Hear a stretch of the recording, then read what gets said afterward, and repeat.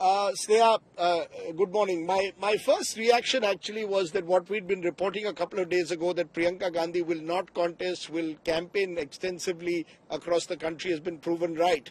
My second reaction was that if Priyanka Gandhi Vadra was not contesting, then perhaps Rahul Gandhi would be taking on Smriti Irani in round three, since that has become a very personalized battle between the BJP leader and the Congress leader. But I was a little surprised that Rahul Gandhi has chosen instead to contest from Rai Bareli. But now when you look at it purely in terms of a risk-averse option, it is probably the more logical option that the Congress has chosen, given the fact that all surveys seem to suggest that Rai Bareli is a relatively easier seat for the Congress compared to Amethi. Rai Bareli is a seat where the Samajwadi Party has 4 MLAs. One of the other MLAs who was in the Samajwadi Party has switched over. But it's an area where the Congress and Samajwadi Party have traditionally done well. And since they're in alliance, they have the advantage there. Remember, Sonia Gandhi has often won more than 60% of the vote in Rai Bareli. But having said that, it certainly gives there an opportunity for the BJP to say that Rahul Gandhi has run away from Amethi, where he lost last time to Smriti Irani. So in that sense, it's advantage Smriti Irani. Rahul Gandhi seems to have chosen the safer route by choosing Rai Bareli. And what our sources are saying is that in case he wins both the seats, he will probably give up Rai Bareli and focus on Wayanad, and then Priyanka Gandhi Vadra is likely to contest from Rai Bareli in a by-election. Now, that might seem all very convoluted because immediate battle is what happens on June 4th, and certainly from a Congress Uttar Pradesh point of view, I guess it's not ideal, but then the Congress doesn't have too many too much at stake.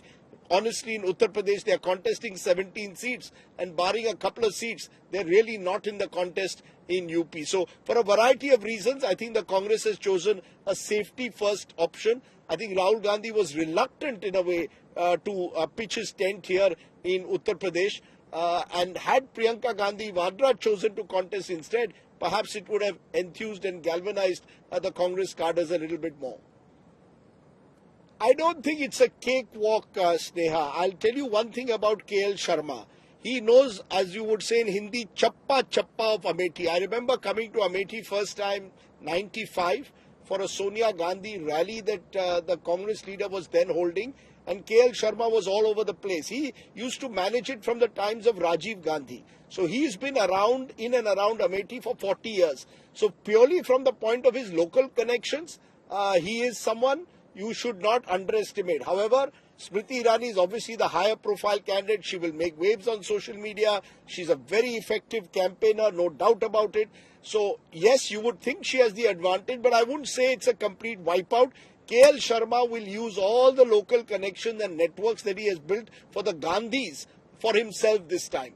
So, while I think Smriti Irani is clearly the front runner, don't underestimate KL Sharma. He's someone who understands and knows Amethi perhaps even more closely than the Gandhis, because he's actually been on the ground for the last 40 years. Yes, but times have changed. That was Satish Sharma won in an era where the Congress was still a real player in Uttar Pradesh. The Congress is frankly no longer a serious player. Just look at what happened in the 2022 Vidhan Sabha elections. The Congress lost the deposits in 95% of the seats in Uttar Pradesh. They just won 2 seats. So the Congress is a very weakened Congress now. Captain Satish Sharma was fortunate in that sense when the Congress was a stronger party to be around.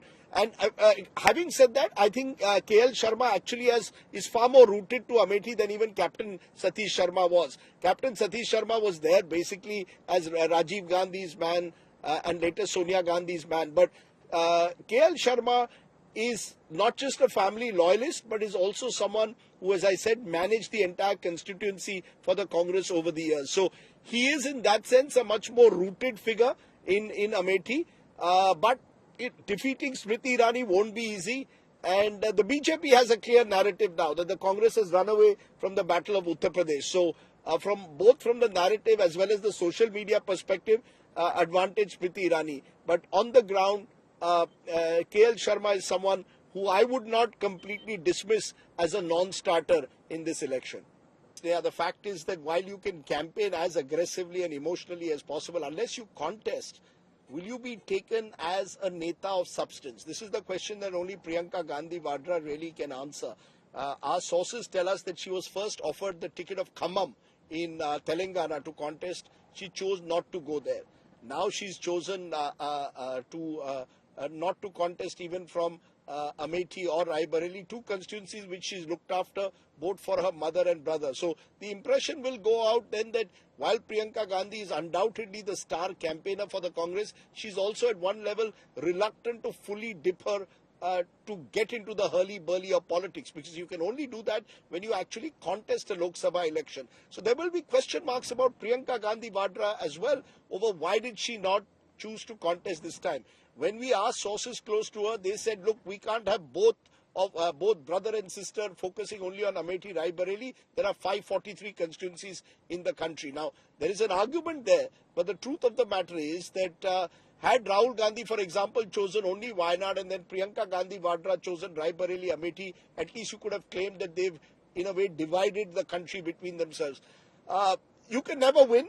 I guess if they had contested, they would find themselves being targeted in a battle, in a dogfight with Smriti Irani. If you don't contest, you're accused of running away. But I think, Priyanka Gandhi Vadra at some stage will have to tell us, does she want to get into electoral politics? Because she didn't even contest, you'll recall, the 2022 Uttar Pradesh elections, even though she was in charge of the Congress's campaign there as a general secretary. So her reluctance to contest an election will certainly leave question marks, even though, as you rightly said, she's been an extremely effective campaigner, at least in this election, in rebutting some of the charges that have been made against the Congress leadership.